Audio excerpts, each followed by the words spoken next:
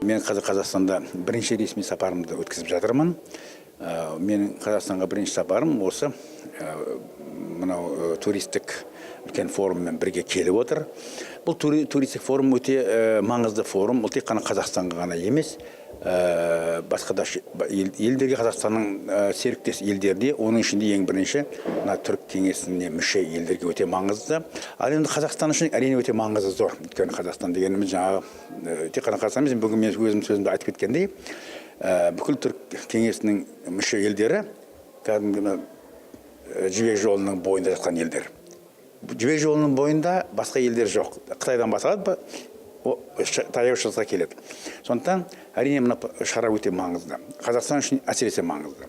Қазақстанның экономикасы әртүрлі салада дамып келе жатыр, бірақ бір жетіспейтін, Қазақстанның экономикасына бір жетіспейтін